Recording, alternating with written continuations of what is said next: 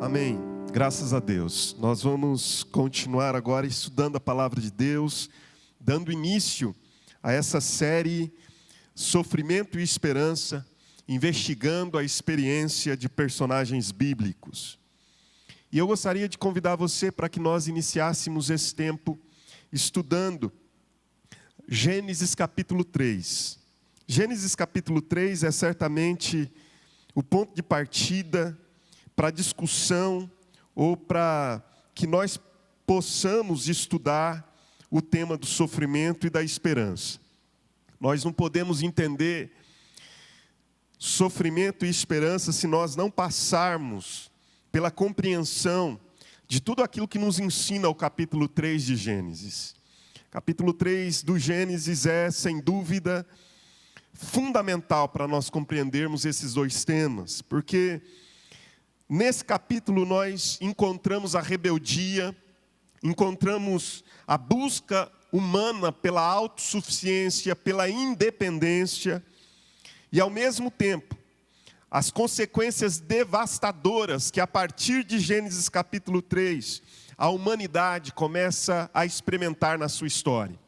A partir então do capítulo 3 de Gênesis, por causa dessa busca por independência, por autossuficiência, por causa dessa rebeldia do coração humano, nós passamos a experimentar o sofrimento, a dor, a morte, o luto, que vão cessar apenas no capítulo 21 de Apocalipse, quando uma nova era, um novo tempo se estabelecer, como a palavra de Deus nos ensina. Mas de Gênesis 3 a Apocalipse 21, o que nós encontramos no recheio das Escrituras é essa experiência de personagens, essa experiência de pessoas, homens e mulheres, que sofreram as agruras, as mazelas, as intempéries da existência humana.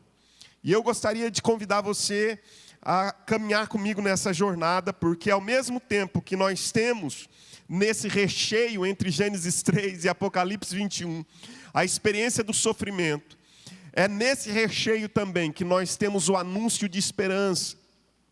A partir de Gênesis 3, esse anúncio de esperança já nos é manifestado. A realidade de Deus em nossa existência introduziu a esperança como uma possibilidade no meio de todo esse caos. No meio dessa situação caótica, a Bíblia diz que Deus já anunciou esperança desde Gênesis 3.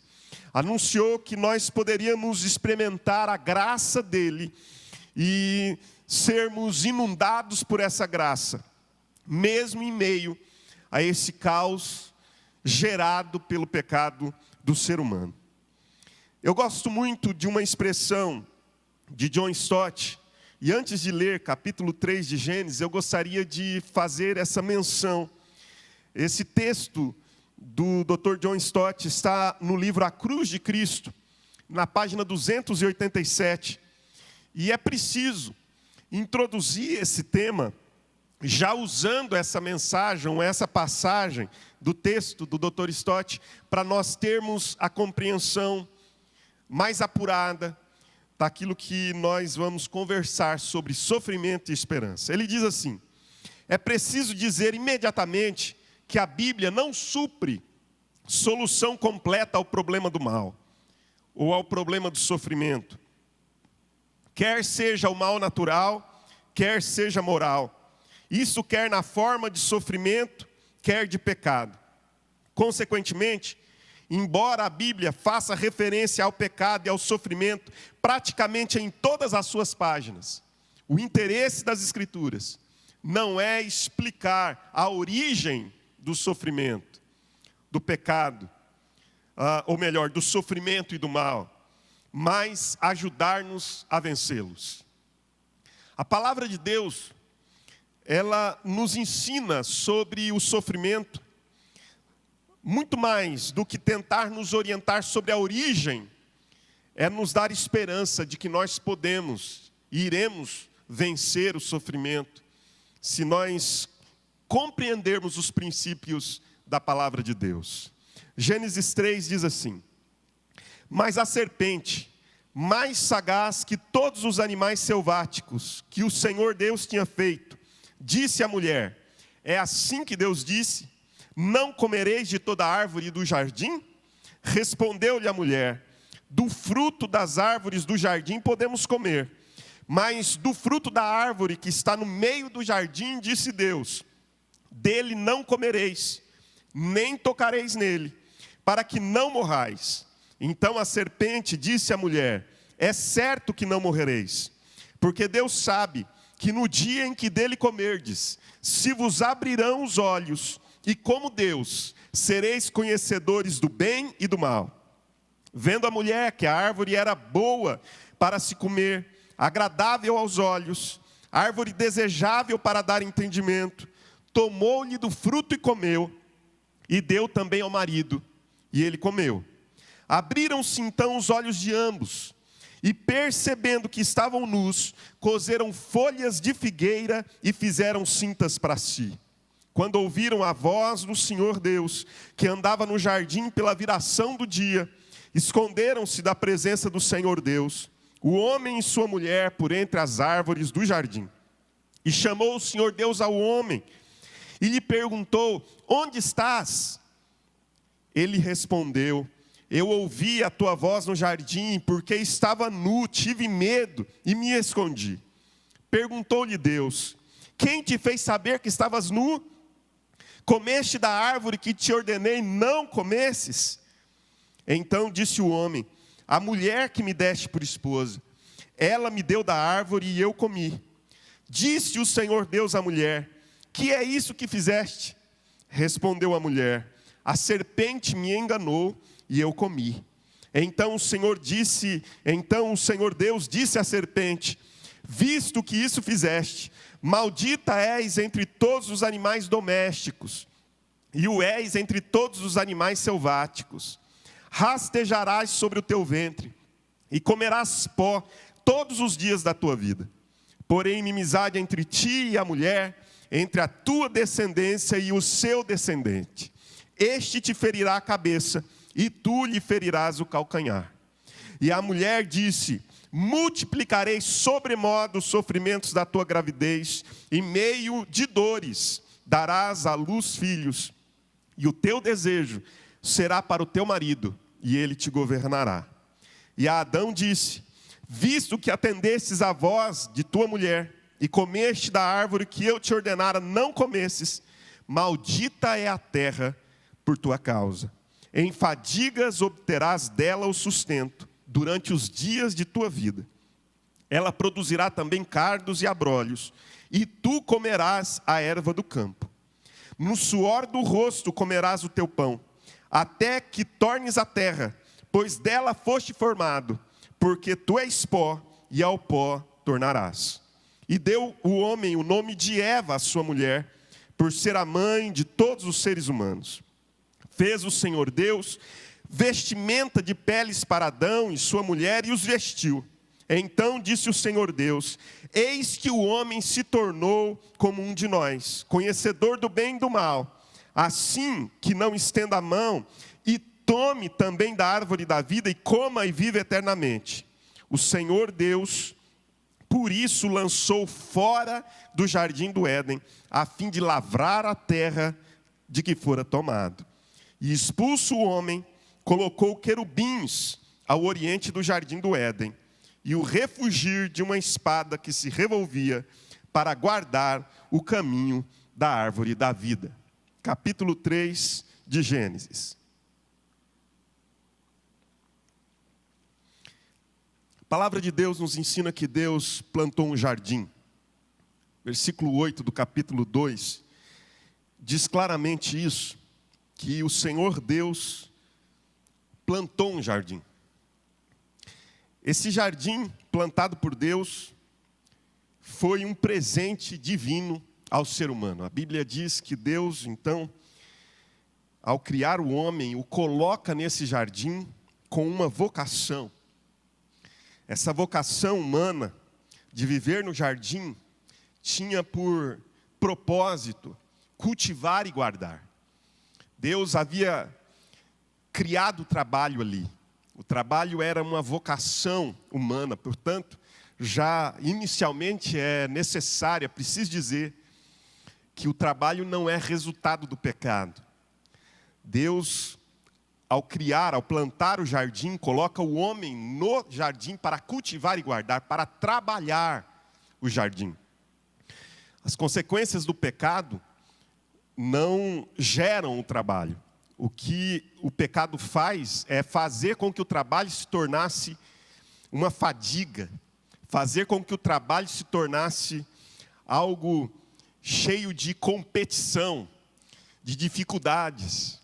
Você sofreria, o ser humano sofreria angústias, por exemplo, a angústia do desemprego, a fadiga de buscar alimento no suor do seu rosto. Mas o trabalho não. O trabalho era uma vocação e um propósito divino desde as origens e antes da queda. A Bíblia diz que Deus planta esse jardim, coloca o ser humano nesse jardim com uma vocação, lhe dá uma permissão. A permissão que Deus dá ao homem é que ele poderia comer livremente. Nós temos aí já a liberdade que Deus havia dotado o ser humano. Deus havia dado ao homem liberdade para comer livremente de toda a árvore do jardim. Entretanto, Deus coloca um limite, uma restrição. E a restrição que Deus coloca é que da árvore do conhecimento do bem e do mal, o homem não comeria, porque no dia em que ele comesse, certamente morreria. Era essa a palavra de Deus. É interessante nós pensarmos que Deus planta o jardim, coloca o homem dentro desse jardim com um propósito, com uma vocação, cultivar e guardar, dá liberdade ao ser humano através da sua permissão, aliás, até da sua ordem, de que ele poderia comer livremente, mas com uma restrição, um limite. O limite era a árvore do conhecimento do bem e do mal. Aqui nós encontramos o momento em que o ser humano teve liberdade. A partir de então, essa ideia que nós muitas vezes trazemos na nossa consciência coletiva como igreja, de que temos um livre-arbítrio, é uma falácia. A única época, o único momento em que o homem teve livre-arbítrio, ele fez da sua liberdade a sua escravidão. E a partir daquele momento, o homem passou a ser escravo do seu desejo, escravo do seu pecado. Por mais que você diga, eu tenho livre-arbítrio, não, você e eu, uma vez que estamos encerrados sob o pecado, não temos condições de fazer boas escolhas. No momento em que nós, e quando eu digo nós, eu estou me referindo a toda a nossa identidade enquanto seres humanos, tivemos liberdade para escolher, nós escolhemos o pecado. David Atkinson diz que parte da liberdade do jardim é a liberdade de não confiar em Deus. Deus deu a liberdade ao homem, e essa liberdade incluía a possibilidade da desobediência. C.S. Lewis, no seu livro O Problema do Sofrimento, diz o seguinte, preste atenção.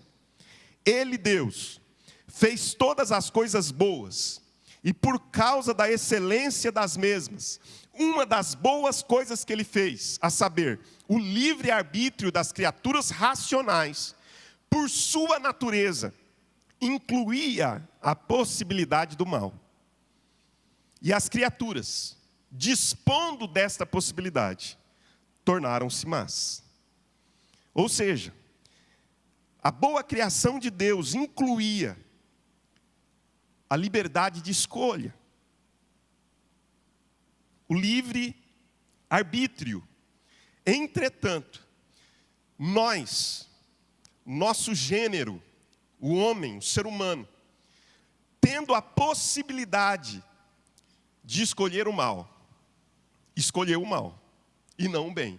Escolheu não confiar em Deus. E a partir de então nós sabemos no que isso deu. Não era para ser assim. Mas hoje nós estamos vivendo todo esse emaranhado de perversão, de distorções, de erros, de falácias. Nós estamos vivendo todo esse emaranhado confuso de sofrimento como resultado da nossa escolha equivocada. E eu gostaria então que você estudasse comigo o capítulo 3. E nós vamos encerrar esse estudo tirando algumas conclusões sobre as causas do meu e do seu sofrimento. Para então, a partir daqui, estudarmos alguns textos, alguns personagens que são muito ricos em nos ensinar sobre sofrimento e esperança. Então vamos lá.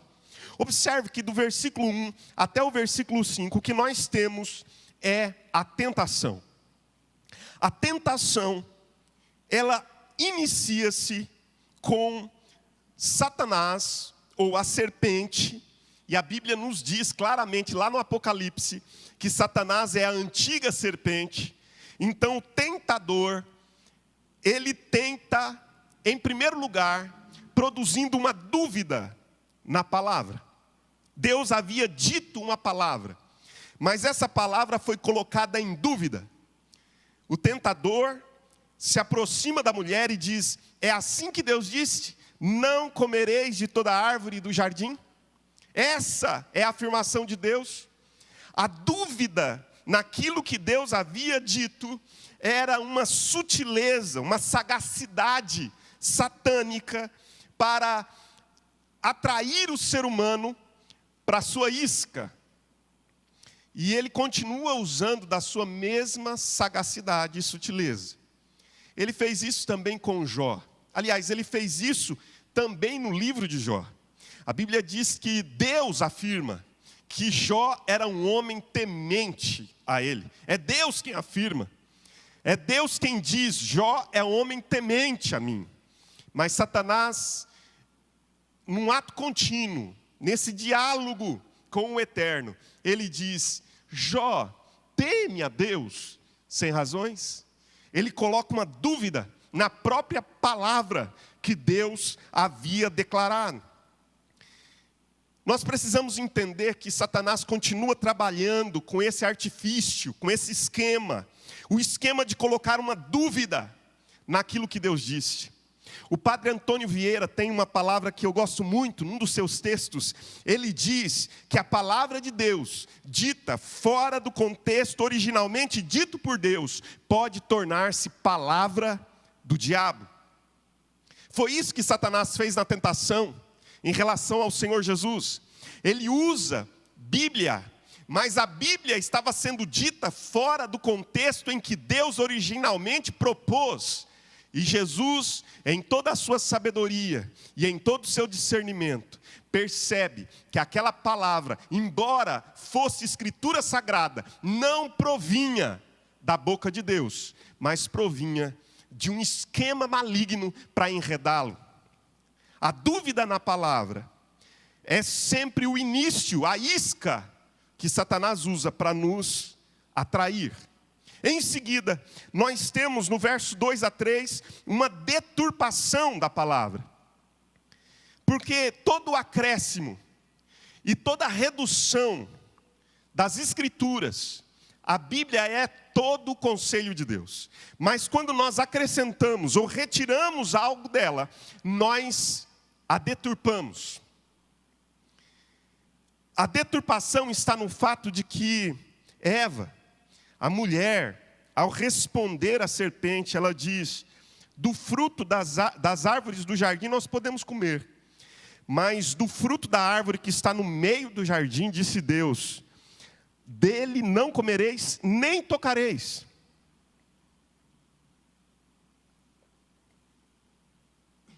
Embora de fato, nós às vezes devemos nos preservar a ponto de não tocar, mas Deus não havia dito isso. Você vai perceber no verso 16 e 17 que Deus diz: dele você não vai comer. Mas Eva acrescenta algo. Deixa eu lhe dizer algo, preste atenção. O acréscimo humano pode produzir um mero legalismo. Às vezes, nós acrescentamos algo à palavra de Deus pensando que com isso estaremos ajudando Deus. Deus não precisa de ajuda. A sua palavra é perfeita. A lei do Senhor é perfeita. Ele não precisa que nós acrescentemos à sua palavra os nossos costumes. Ele não precisa que nós acrescentemos à sua palavra as nossas tradições. Ele não precisa que nós acrescentemos à sua palavra as nossas leis. Ele não precisa que nós o ajudemos. Como que se isso fosse preservar a palavra de Deus. Não, não preserva. A palavra de Deus é perfeita. Nós não precisamos acrescentar nada a ela. Nós não podemos reduzi-la a nada, porque ela é o que é e é perfeita como é. Agora, se nós temos a dúvida, em seguida a deturpação, o verso 4 nos mostra que o caminho natural disso é a negação da palavra. Então a serpente disse à mulher: é certo que não morrereis. Afirma de maneira categórica, afirma de modo convicto, porque é isso que Satanás faz. Satanás é o rei do sofisma, e o sofisma significa a capacidade satânica de dizer mentiras de maneira tão convincente que é capaz de fazer com que nós acreditemos nessas mentiras.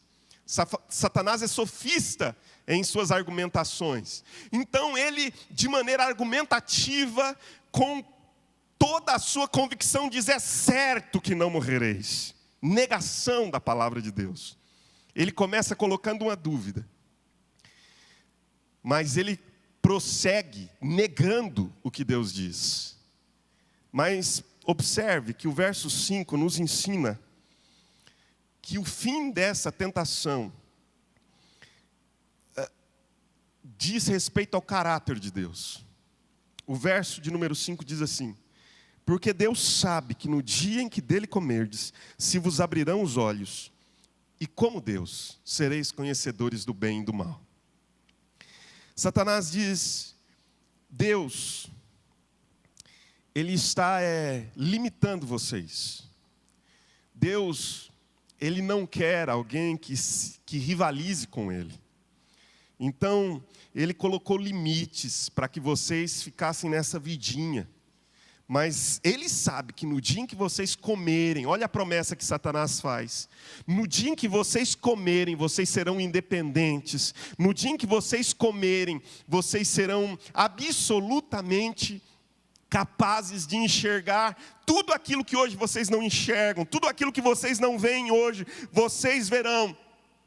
Porque ele nega a palavra, sobretudo para colocar um ponto de interrogação no caráter de Deus. Colocar uma dúvida quanto a quem Deus é.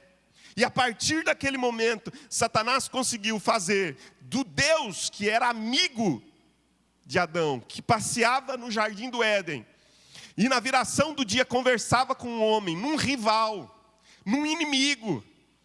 Alguém que estava contra Adão, que estava contra Eva, que estava contra aquela família original, e que não queria o bem, mas o mal deles. Não é assim que nós muitas vezes pensamos sobre Deus hoje ainda?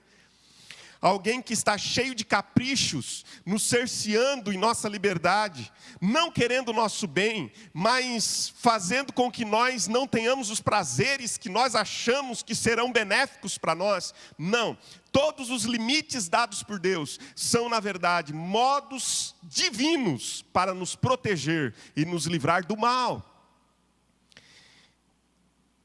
Essa é a sagacidade do inimigo no processo da tentação. Levar-nos a duvidar do caráter de Deus.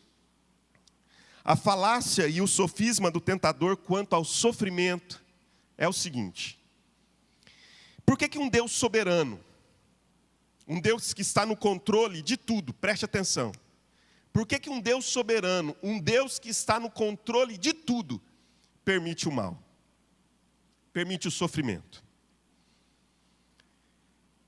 quando Ele poderia impedir isso? Quando não é essa a pergunta satânica, a pergunta é então: por que um Deus bom permite o mal, se Ele o odeia? Então nós somos colocados nessa dúvida. Por que Deus, sendo soberano, permite o mal? Por que Deus, sendo bom, permite o mal? Então, a conclusão lógica é: negue qualquer um dos lados e você resolve o problema. É porque Deus, sendo todo-poderoso, Ele se deleita no sofrimento humano, por isso não o impede.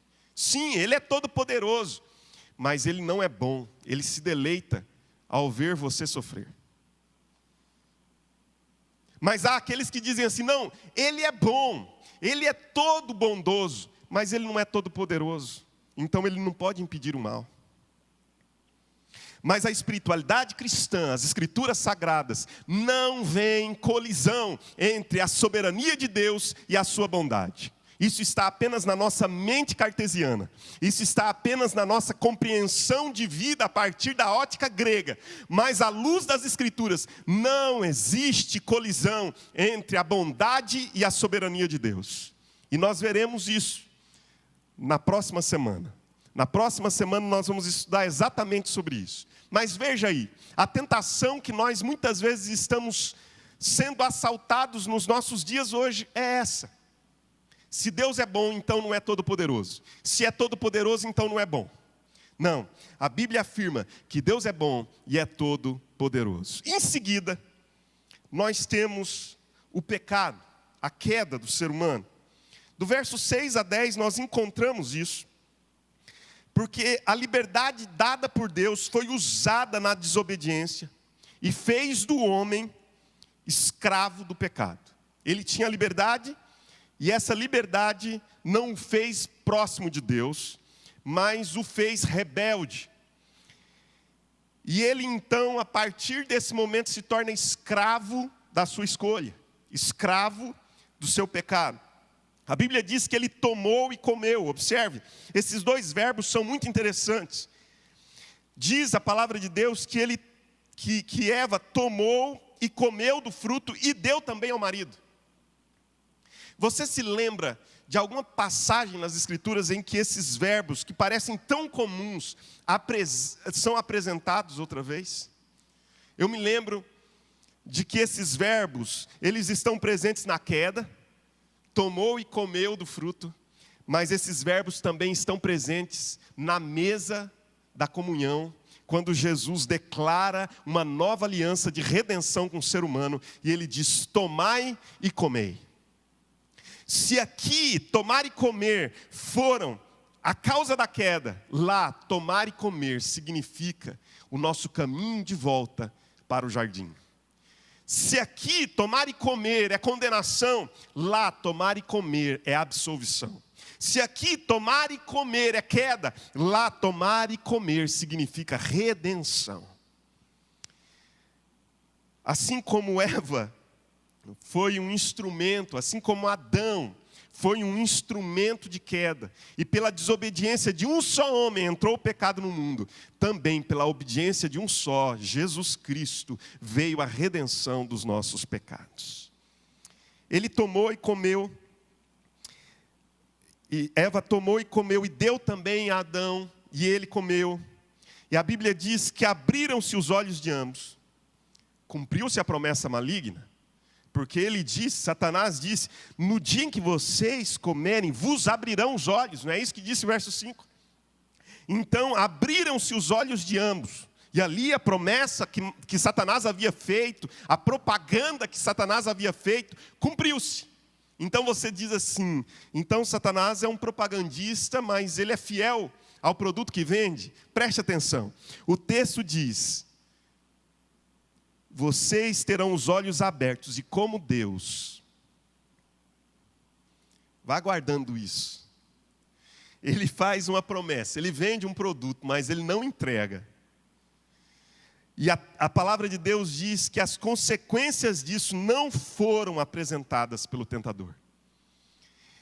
Ele não apresenta que a partir daquele momento eles sofrerão a vergonha. E como resultado disso, eles terão de se cobrir com folhas de figueira. É até irônico. Se fosse folha de bananeira, talvez fosse alguma coisa mais adequada, mas folha de figueira. Parece que o ser humano havia perdido também a noção. Ele não estava se cobrindo, ele estava numa tentativa fracassada de esconder a sua vergonha. A Bíblia diz que eles se esconderam numa alienação de Deus. Eu ouço pessoas dizendo que eu não posso me aproximar de Deus porque eu me aproximo de Deus e então esse discurso sobre Deus me faz mal. Não é o evangelho que te faz mal, o que te faz mal é a religiosidade. Porque o evangelho não é produtor de neuroses, o evangelho é produtor de libertação. A religiosidade sim produz pessoas paranoicas, neuróticas, produz todo tipo de doença e de enfermidade na mente, na alma, no corpo. Mas o evangelho não, o evangelho é libertador. Eu vejo pessoas se aproximando de Jesus, encontrando a boa nova do evangelho e sendo libertas. A palavra de Deus nos diz que o homem e a mulher se escondem, se alienam de Deus, porque eles estão tomados de culpa e medo. Porque onde você está, Adão? Eu tive medo e me escondi.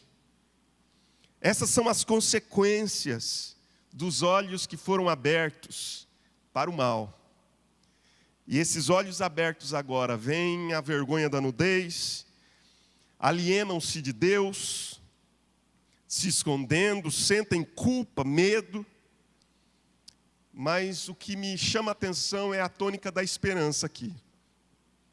Se até agora nós temos visto muito sofrimento, a partir de então nós vamos encontrando luzes de esperança, relances de esperança, porque a Bíblia diz no verso 9 algo que me chama muita atenção e eu queria chamar a sua atenção para isso. Diz, e chamou o Senhor Deus ao homem e lhe perguntou, onde estás? O verso de número 8 diz que ouviu-se a voz do Senhor Deus que andava no jardim na viração do dia, ouviu-se a voz do Senhor Deus. E ele desceu e andava, a voz e a presença do Eterno continuavam ativas. Preste atenção nisso. A palavra e a presença de Deus, a voz e a presença de Deus continuam ativas.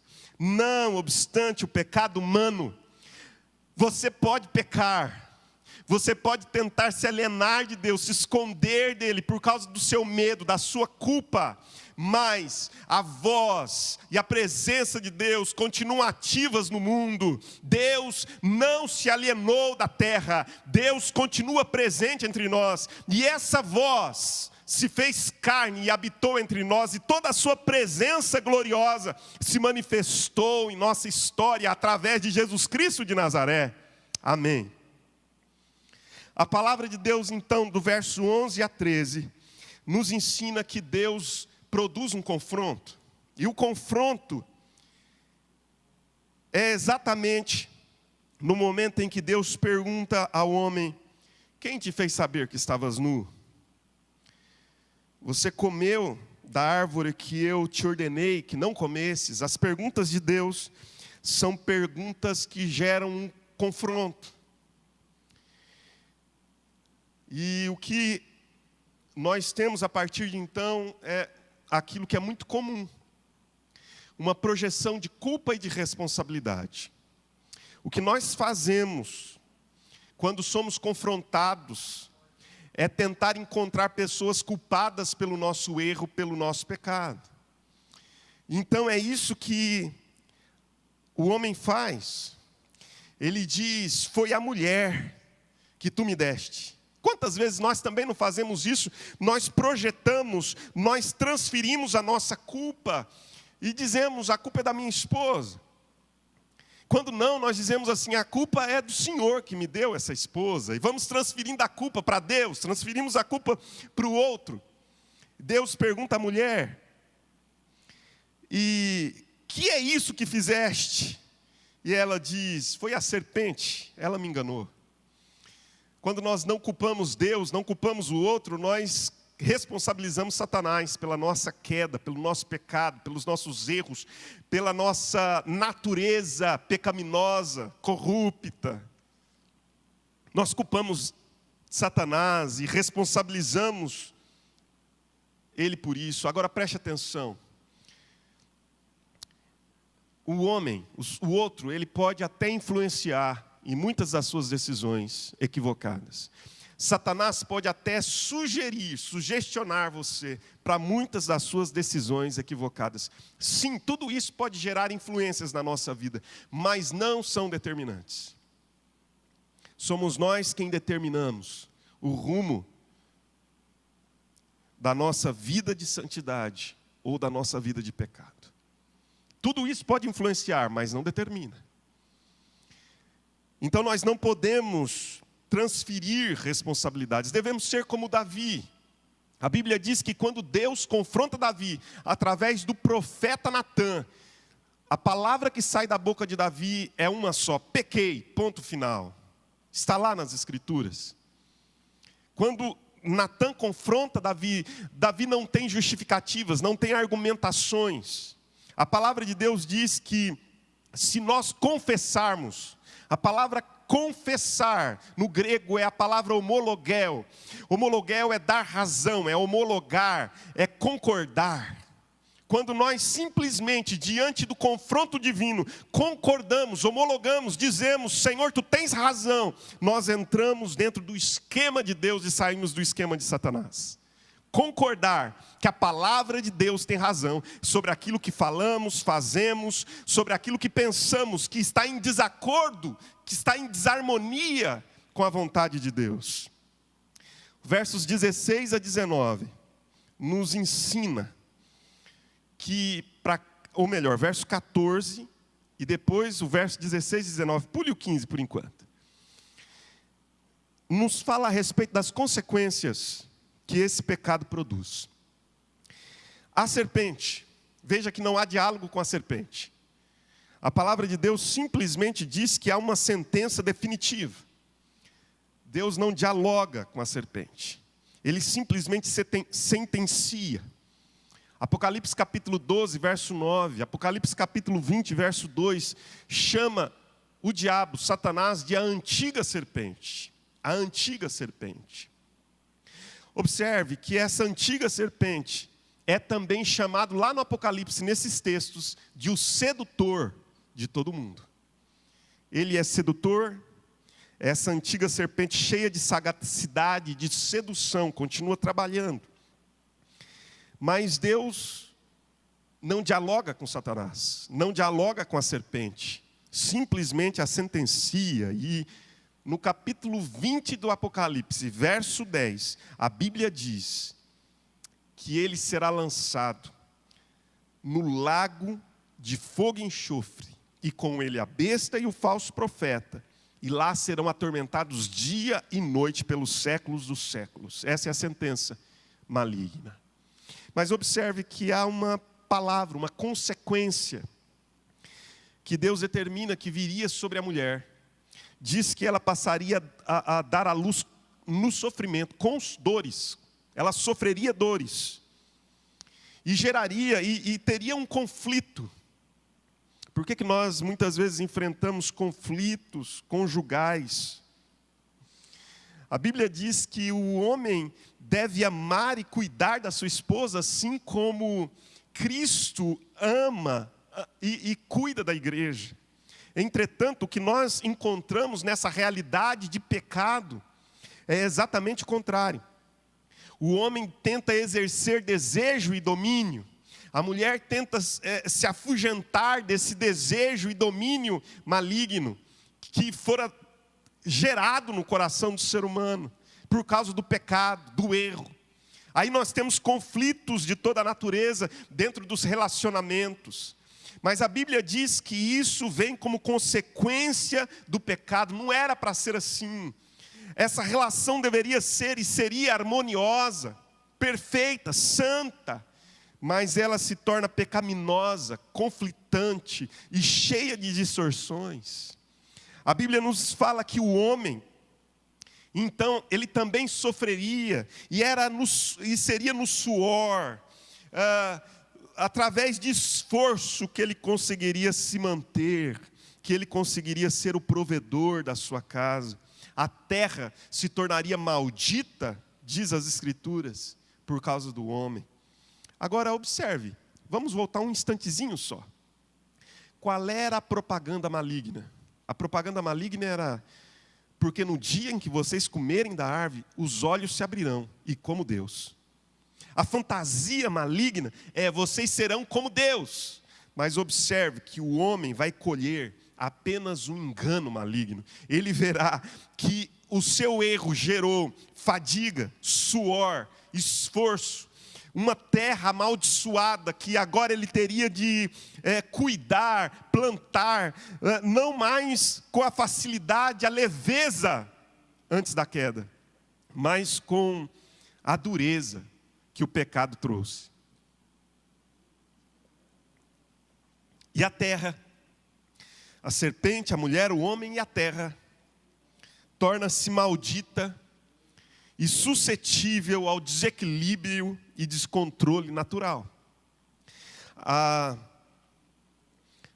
pouco agora nós estamos vivendo essa pandemia. E eu não sei, há muitas pessoas que creem nas mais variadas teorias, mas independente delas, o simples fato do ser humano adoecer e morrer faz parte desse desequilíbrio da natureza. O fato de que agora na Itália, além da pandemia, sofreram com abalos sísmicos, terremotos. O fato de que nós sofremos esse descontrole, a Bíblia diz: a terra é maldita agora por tua causa. O homem que deveria cuidar do jardim, guardar o jardim, ser o mordomo do jardim, não o cuidou.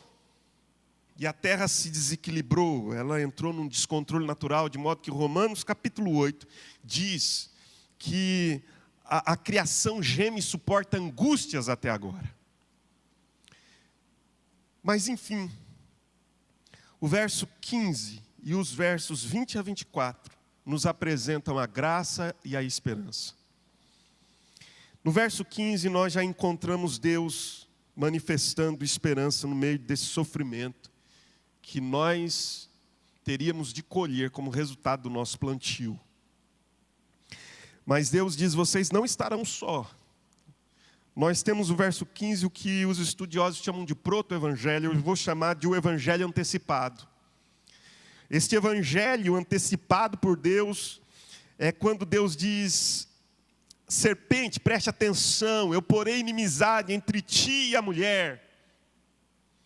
E essa mesma mulher que foi um instrumento de queda, será agora um instrumento de redenção. Se Eva foi um instrumento de queda, Maria seria instrumento de redenção. E ela traria no seu ventre o descendente, e esse descendente feriria a cabeça da serpente. Ele seria morto, é verdade, mas ao terceiro dia ressuscitaria, ascenderia aos céus, sentaria-se no trono, e ele está sentado no trono e reina. O evangelho já estava aqui anunciado, a esperança estava anunciada. Não é necessário que nós vivamos debaixo dessa condenação, porque em Cristo nós temos graça e esperança. Era o sinal da esperança, da redenção. Até Cristo, toda criança que nascia, fazia com que todos aqueles olhassem para aquele nascimento, esperando a redenção, porque em breve nascerá o Messias, aquele que trará a redenção. Depois de Cristo, toda criança que nasce, nos lembra que a promessa foi cumprida, e que em Cristo há esperança e redenção. Nós deveríamos olhar assim o nascimento de uma criança, lembrando-nos de que Cristo nasceu, e o nascimento dessa criança era resultado da promessa de que o descendente da mulher traria redenção a esses que pecaram e caíram. O verso 21 nos fala que essa sinalização da misericórdia de Deus está presente aqui na queda, porque o homem tenta se cobrir com folhas de figueira, mas Deus lhes dá a vestimenta de peles, ao sacrifício de um animal. Provavelmente aqui nós temos o símbolo do sacrifício daquele que morreria em nosso lugar, e que viria tapar toda a nudez da nossa existência, dando-nos a proteção, dando-nos o cuidado, dando-nos o calor que nós precisamos. As roupas de pele significam a misericórdia de Deus, produzindo um sacrifício por causa do ser humano pecador. Os versos de número 22 a 24 nos falam da exclusão do homem e da sua expulsão do jardim. Quando as Escrituras nos ensinam que, ao longo da palavra de Deus, nós aprendemos que o nosso Deus se manifestava ao antigo Israel, apresentando-se acima dos querubins. Lembra do Salmo 99? Reina o Senhor, tremam os povos. Ele está entronizado acima dos querubins. Por que essa linguagem, acima dos querubins? Era a ideia de que acima da Arca da Aliança havia o propiciatório. E no propiciatório havia 2 querubins que ficavam com suas asas e rosto voltados para baixo. E a palavra de Deus nos ensina que quando o sumo sacerdote entrava ali no santíssimo lugar, Deus se manifestava naquele local, porque a Arca da Aliança era símbolo da sua santa presença, e ele aparecia entronizado acima dos querubins. A Bíblia diz que quando o homem foi expulso, excluído do jardim, Deus colocou querubins como guardiões desse lugar santíssimo. Mas em Cristo Jesus, olha a nota de esperança, meu irmão, que bênção extraordinária. Jesus Cristo veio, morreu em nosso lugar, nos deu um novo e vivo caminho para nós trilharmos até o trono da graça de Deus. Porque quando Jesus morreu, o véu foi rasgado. Quando Jesus morreu, ele abriu um novo caminho para o jardim da intimidade. Não se pode voltar ao jardim livremente, por vontade própria. Mas nós podemos voltar para o jardim através de Jesus Cristo de Nazaré. Ele abriu um novo e vivo caminho para nós, aleluia. Você pode falar com Deus através de Jesus. Não há pecado ou culpa maior do que o amor de Deus. Não há nada que façamos que Deus em Cristo não possa perdoar, porque o Evangelho já foi anunciado desde a queda, exatamente para dizer que nós enfrentaríamos sofrimento nessa existência, mas Deus está preparando um resgate, já preparou, realizou, e Ele haverá de consumar esse resgate na cruz de Jesus Cristo, aleluia, amém. Irmãos, eu encerro dizendo, o sofrimento, segundo o texto que lemos, tem as suas causas, primeiro na consequência da queda e do pecado. O sofrimento é consequência da queda e do pecado, é inevitável sofrer. Sofrimento faz parte dessa realidade caída. Sofrimento faz parte disso. Talvez você diga, mas eu não fiz nada para merecer. Meu irmão, não é essa a conclusão. Nós fizemos tudo para merecer. A pergunta não é porque eu sofro, a pergunta é porque eu não sofro mais. O que deveria nos admirar não é o sofrimento, o que deveria gerar admiração em nós é experimentarmos a misericórdia, a bondade e a graça de Deus. Porque o sofrimento é resultado natural da nossa queda e do nosso pecado. Enfermidade faz parte, a violência faz parte, a pandemia faz parte, todo desequilíbrio na natureza faz parte. Por quê? Porque isso é consequência da queda e do pecado. Quando estudamos teologicamente o tema do sofrimento, nós encontramos que o sofrimento, em segundo lugar, é resultado das nossas escolhas equivocadas. Muitos de nós sofremos porque escolhemos muitos dos nossos sofrimentos, escolhas equivocadas. Eu quero lhe contar uma experiência rápida. Certa vez estava pregando em determinado lugar, falando exatamente sobre isso, de uma maneira talvez dura, profética, falando sobre as escolhas equivocadas que fazemos, que produzem sofrimento.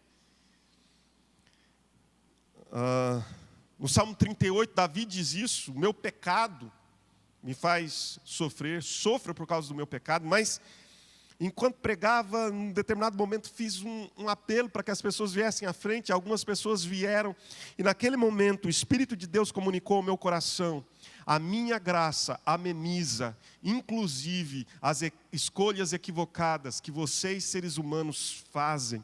Vocês deveriam sofrer mais, mas a minha graça é melhor. A minha graça é abundante, é superabundante. A minha graça é suficiente. Então eu entendi. Ainda que eu escolha, e as minhas escolhas são muito equivocadas, a graça de Deus, ela é superabundante. Eu amo a graça do Senhor Jesus Cristo, porque ela é capaz de, inclusive, amenizar as minhas escolhas equivocadas. Mas nós sofremos também, em terceiro lugar, por disciplina divina. Muitas vezes Deus nos disciplina, como disciplinou Adão e Eva. E essa disciplina gera dor. Mas esse sofrimento causado pela disciplina divina sempre terá um propósito produtivo e produzirá frutos de justiça. E por fim, nós sofremos também por uma ação intimidadora de Satanás, que muitas vezes deseja ver o ser humano intimidado, acuado, debaixo do seu jugo satânico. Rápida e talvez grosseiramente, superficialmente, essas são as causas do sofrimento à luz das Escrituras. E na semana que vem eu pediria que você estivesse comigo para nós estudarmos um personagem que é José. E estudando sobre José do Egito, descobrirmos alguma coisa a mais que acrescente a nós a instrução sobre sofrimento e esperança. Que Deus te abençoe e que você tenha o seu coração voltado para a presença do Eterno. Vamos orar? Convidar o pastor Tiago para nos conduzir numa canção, depois dessa oração, e assim nós estaremos encerrando esse tempo. Feche os olhos aí onde você está, dentro da sua casa. Meu irmão, minha irmã, o teu sofrimento, o meu sofrimento, não é definitivo, nem irreversível. Na cruz, aleluia, nós encontramos um caminho de volta para o jardim. E em breve nós voltaremos para casa. E quando nós voltarmos para casa, e a nossa casa é o jardim, lá nós experimentaremos vida plena, vida de Deus, vida do Eterno. E quando nós entrarmos nesse jardim, lá não haverá choro, não haverá luto, não haverá enfermidade, não haverá pecado, não haverá tristeza, não haverá dor. Não, lá não haverá nada disso. Porque nós teremos experimentado aquilo que a palavra de Deus nos ensina: a consumação, a glorificação. Que Deus te abençoe, que haja paz no teu coração, de que o choro pode durar uma noite, mas em breve, o sol da justiça vai brilhar eternamente. E nessa manhã eterna, nós não mais choraremos, mas haverá uma alegria permanente na minha e na sua vida.